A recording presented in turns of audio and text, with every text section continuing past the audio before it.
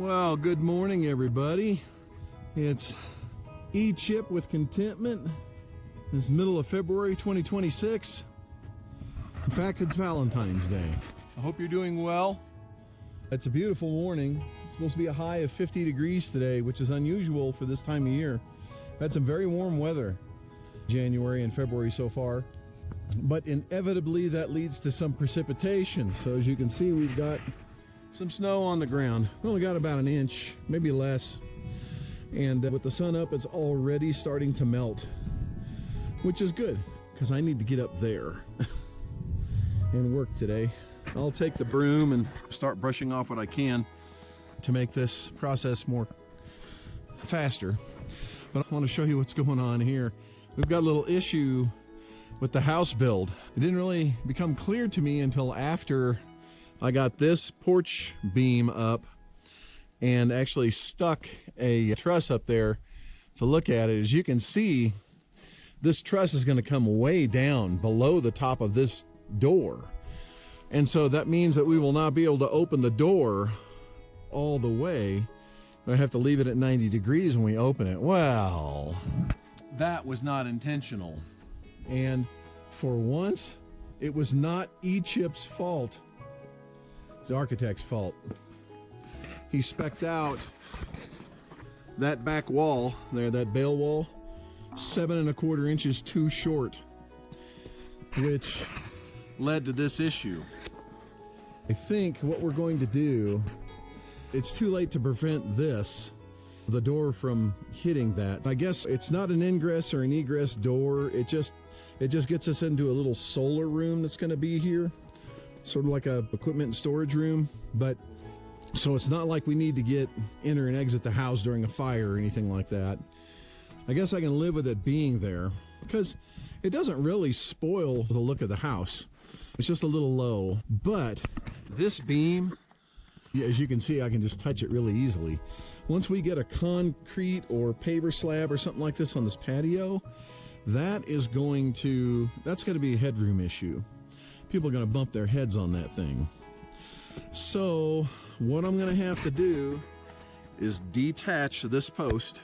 I'm so glad that I didn't fully drive those pins so that I can get them out of there. But I'm going to have to detach this post and put some temporary post in here to hold that until we can get a new post ordered in, because we have to order it in. It takes a couple of weeks.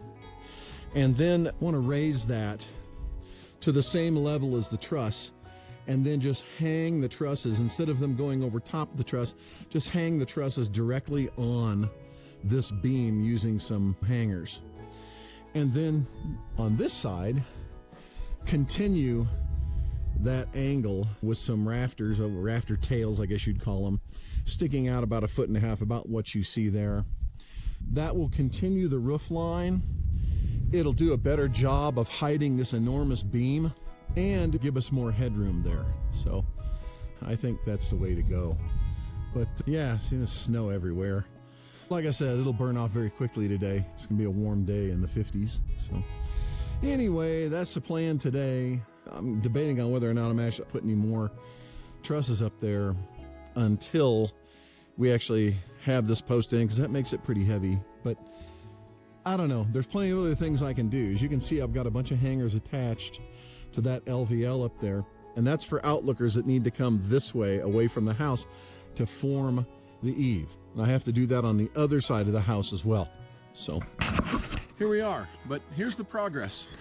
It's very slow progress, because really it's just me and Robert doing this, all of ourselves. Now we do have help. We do have help from friends from time to time, but I mean, we're pretty remote. So getting help out here, it's hit and miss. And then there's the issue of, what did they say?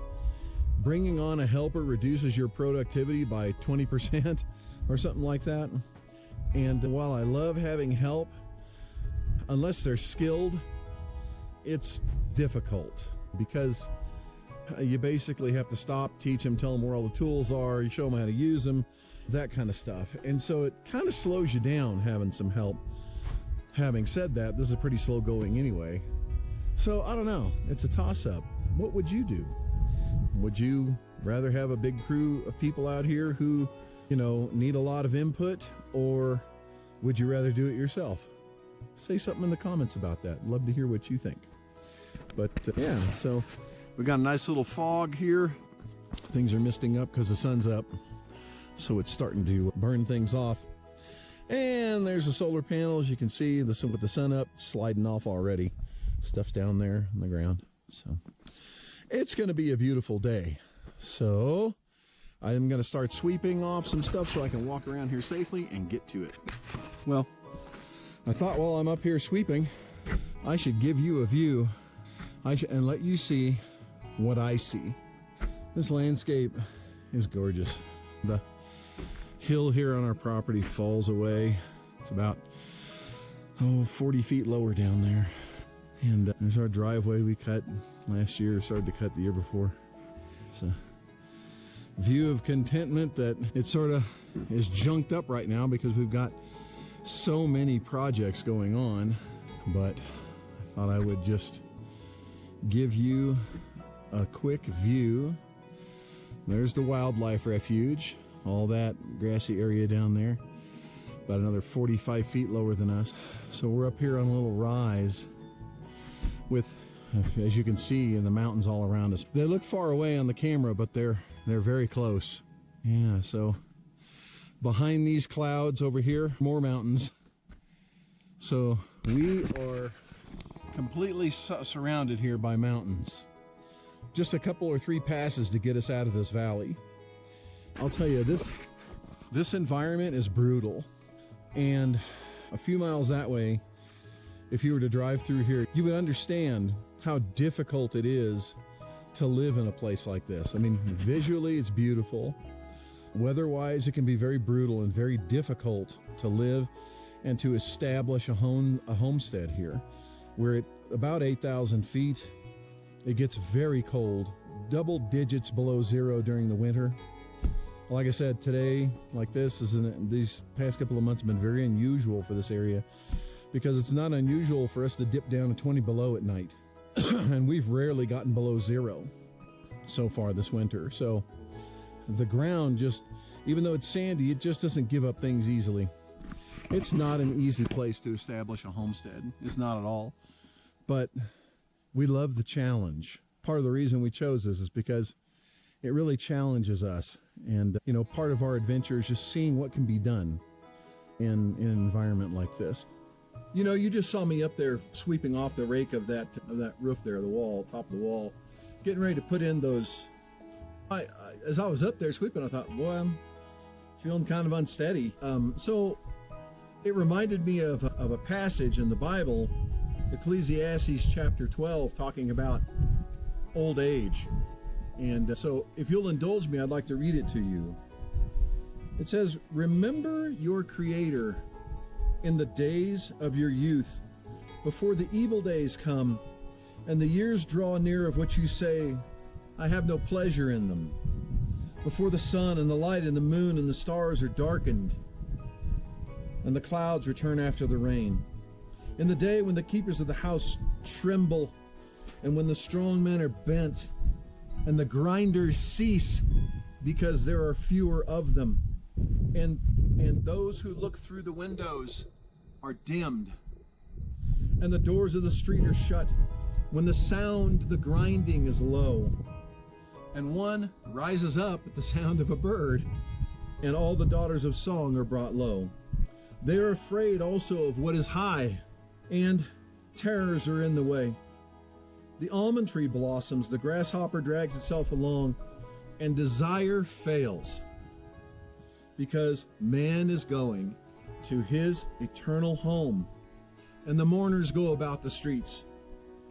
Before the silver cord is snapped, and the golden bowl is broken, and the pitcher is shattered at the fountain, or the wheel broken at the cistern, and the dust returns to the earth as it was, and the spirit returns to God who gave it.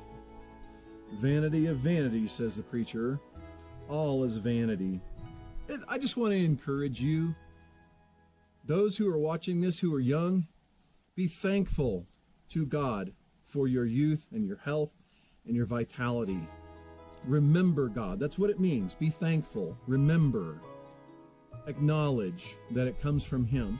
And then also, those of you who, like me, who are aging, you be thankful too. Be thankful for the youth you did have.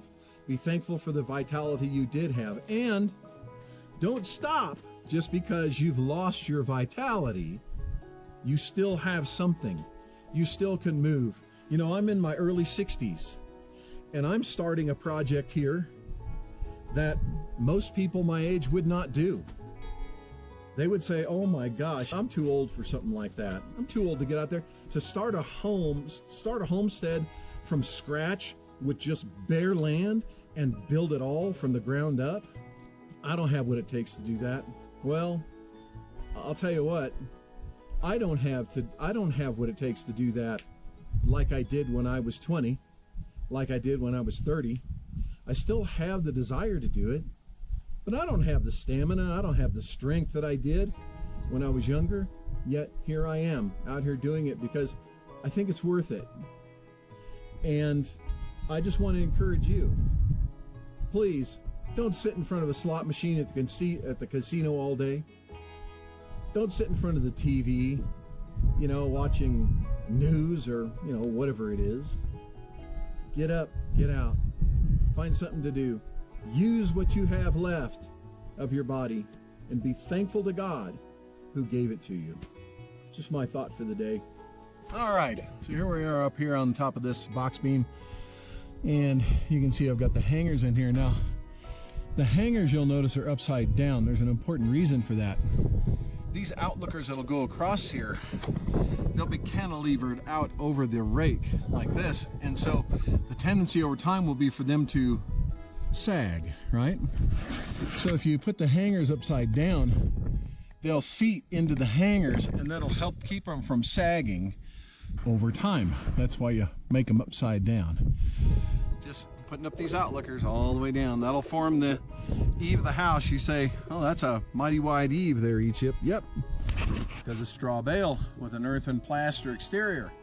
Got to protect it from the weather. Wind's picking up here, and for some reason, this thing started giving me trouble. I just got this because as I was up there putting those beams in, I found it very hard to get in between them to nail using the pneumatic Hitachi that we've got. This Metabo, which is formerly Hitachi, it works pretty good. It drives nails pretty good, even into that harder LVL, but it tends to jam up on me more than I like. And I still had 2 bars of juice on the battery, but it quit, and I have the feeling I need to replace the battery. I don't know why it wouldn't work with 2 bars, but we'll see. See where I put the glue on that last one? Yes. I'm only covering one side of that. Oh, okay. You understand me? Yep. I don't know if I can do this. This thing's heavy, really heavy. I could get on that end down there on the ladder. It sticks too far out. You can't reach it. And this thing's really heavy, Robert. Really heavy. Oh. Let's see. Stand back. Just in case. Is that just about splitting it? No. How far has it got to come? About. So you want it in the middle, right? Yes. That's good.